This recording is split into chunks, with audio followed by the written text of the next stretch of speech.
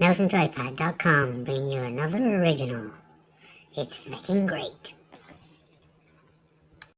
Let me take you back, almost 20 years ago, all the way back to 1998. Now picture me, a young and impressionable soon-to-be gamer, watching his big brother play what may be the scariest game of all time. I remember being scared half to death watching him play the director's cut of Resident Evil. With a horrible gnawing in my stomach, I was scared of the dark for months. I imagined zombies around every corner, but every time my brother put it on, I was unable to look away. I'm almost 2 decades older now, and a seasoned gamer in my own right, but as I loaded up the newly released Resident Evil HD, all of those feelings flooded back to me. It's a strange experience to have all of my childhood fears and trepidations of the unknown playing on my mind again, especially before I encountered my first zombie. This is not the original Resident Evil. It's a remastering of the 2002 GameCube version, and one that I didn't have a lot of experience with. It will be instantly familiar to anyone who did play this on the Nintendo powerhouse at the time, and it's lost nothing of what made it arguably the best survival horror game of all time. The first thing I noticed was that the graphics have been modernised, and they look great. The scenery is astonishingly moody, and it really builds the haunted house motif until it's almost unbearable. The flash of lightning put me immediately on edge, and the claustrophobic camera angles work wonders at pitting your own mind against you. This is as much a psychological horror game as it is anything else, and Capcom nailed it back in 2002. For anyone who's never played an early Resident Evil title, let me just explain the basics. You have a choice of 2 characters, Jill Valentine and Chris Redfield. Both characters follow the same overlying plot, but there are some pretty important differences that will change the player experience. You'll play as one of these characters, both members of Raccoon City's STARS, that's Special Tactics and Rescue Services. Now you have the choice of the original outfits from the 2002 game, or clothing from later games in the series. As Alpha Team, you're sent to the woods on the outskirts of Raccoon City. You're sent to look for the missing Bravo Team, who were investigating gruesome killings in the area. As you're investigating the crash site of Bravo Team's helicopter, you're attacked and you take refuge in the Spencer Mansion. You must then search for your missing teammates, get to the bottom of the mysterious happenings, and most importantly, survive. This is old school survival horror, and you can expect to be outnumbered and overwhelmed from the outset. One of the things that makes this game so great is the scarcity of supplies. Not only those that you'll find, but what you can carry. Jill is limited to 8 items while Chris can only hold 6. This makes prioritising your inventory incredibly important. It is high pressure gaming at its finest, and loading up for battle with all your guns means that you won't be able to carry any health items or have any space for the numerous keys, crests and other essentials that you'll need. It is a brilliant step back from the action games and puts the focus entirely back on survival.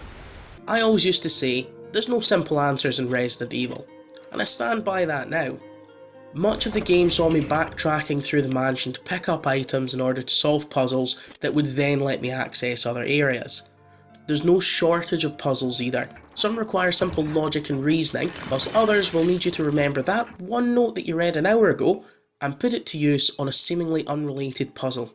I had a basic knowledge of the mysteries of the Spencer Mansion going in, but even I was wrong-footed a couple of times. It's a brilliant brain trainer when your mind is clear, but with the ever-present threat of death around every corner, it is sometimes hard to focus. That is another thing that Resident Evil HD does well. It maintains the tradition of no autosaves. In order to save your progress, you'll need 2 things. You first need to have an ink ribbon. Now there's a finite number of these in the game. You'll also need a typewriter. These are stationary and will usually be located in a safe room, usually with an item box to help you manage your supplies. It puts the onus back on the player to manage their saves, and I found myself torn between risking death by exploring a newly opened area and potentially wasting an ink ribbon.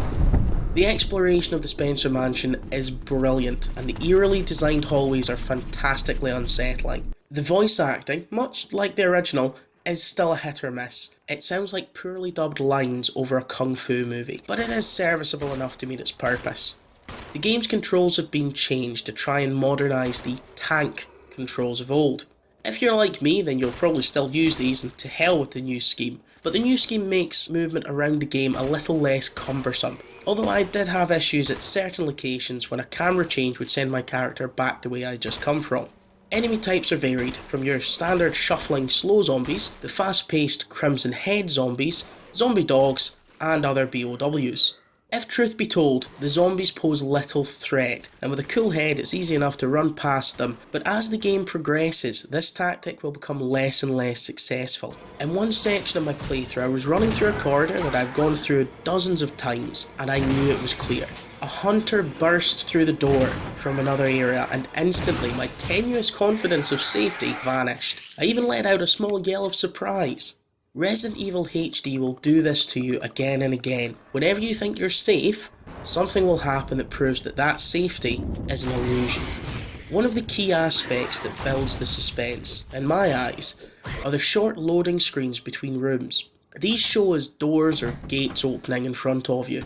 I found that when I was in combat was when I was most comfortable in Resident Evil HD. It is the time between these encounters, when the thunder rolls outside and flashes of lightning create new shadows in a room, the faint thumping of my footsteps and the creaking of floorboards, that is when the tension builds.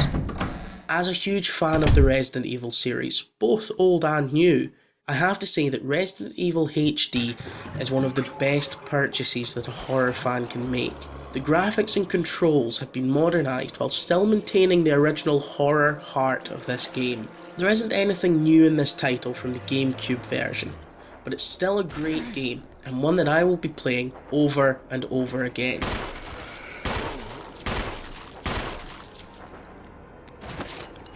Resident Evil HD is a brilliant addition to any horror fan's library, and while it doesn't add anything of substance to the 2002 Resi remake, it brings this grandmaster of survival horror back to our consoles. With cosmetic changes, Capcom have modernised the graphics and have once again made Resident Evil a staple for any survival fan. The nostalgia that I felt while playing this game was only trumped by the sheer fear that I felt as I was transported in a world far removed from the action horror games that we have grown to know in recent years.